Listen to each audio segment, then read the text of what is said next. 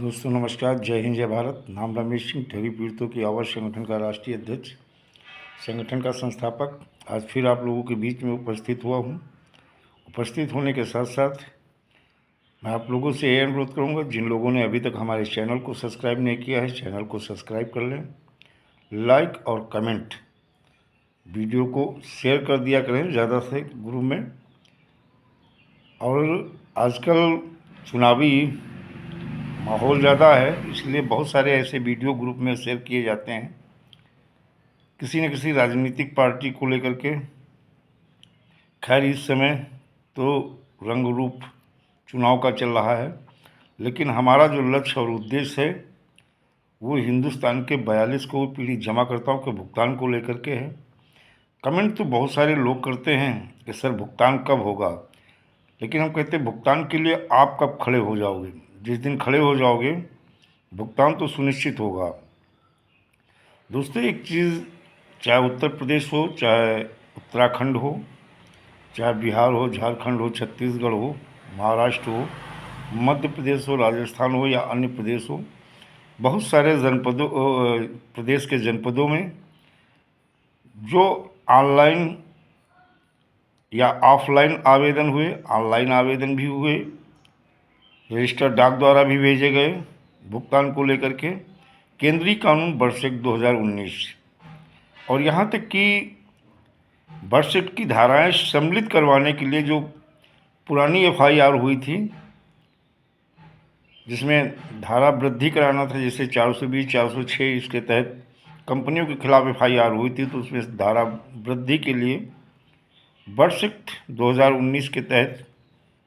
आवेदन थानों में भी किए गए थे। इसी तरह से देखा जाए कि उत्तर प्रदेश में चाहे जनपद लखनऊ हो या अन्य जनपद हों, जहाँ पे धारा वृद्धि के लिए आवेदन थानों में किए गए थे, लेकिन धाराएं वृद्धि तो नहीं की गई और यही कह के टाल दिया गया कि दोष और गुण के आधार पर धाराएं वृद्धि की जाएंगी। और आज भी शायद शासन प्रशासन को लगता है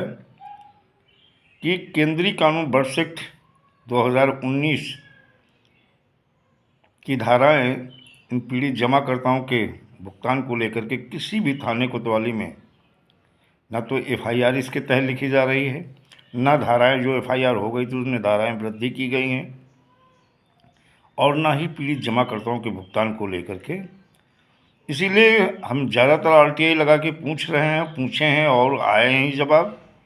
क्योंकि जब हम शासन से पूछते तो शासन यही बता देता है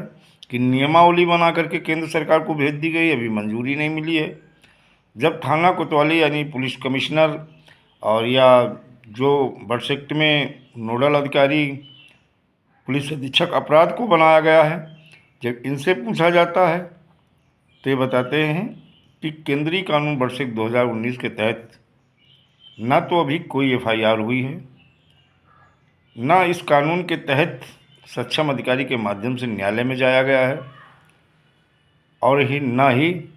किसी प्रकार का अपराध पंजीकृत किया गया है किसी कंपनी के खिलाफ इस एक्ट में। तो ये तरह तरह की चीज़ें निकल कर सामने आ रही हैं, और ये कहीं ना कहीं आरटीआई के माध्यम से। दोस्तों, एक चीज़ जान लो, ऐसा नहीं कि थानों में नहीं दिया गया, पुलिस विभाग को बरसेट के तहत आवेदन नहीं किए गए हैं, उन्हें भी समय समय पे, और थानों में धाराएं वृद्धि के लिए जो पहले एफआईआर हो गई थी वो धाराएं वृद्धि के लिए भी दिया गया। लेकिन बरसेट का एक ही मामला बार बार घूम के आ रहा है कि जो केंद्र सरकार को नियमावली बनाकर राज्य सरकारों ने भेजा है उसकी अभी मंजूरी नहीं मिली है, और जैसे मंजूरी मिलेगी तो इस कानून के तहत भी कार्रवाई की जाएगी। तो दोस्तों, चीज़ों को क्लियर कर दिया है।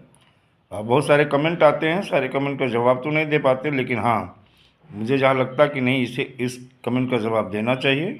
तो हम आपको दे देते हैं। जय हिंद, जय भारत, वंदे मातरम।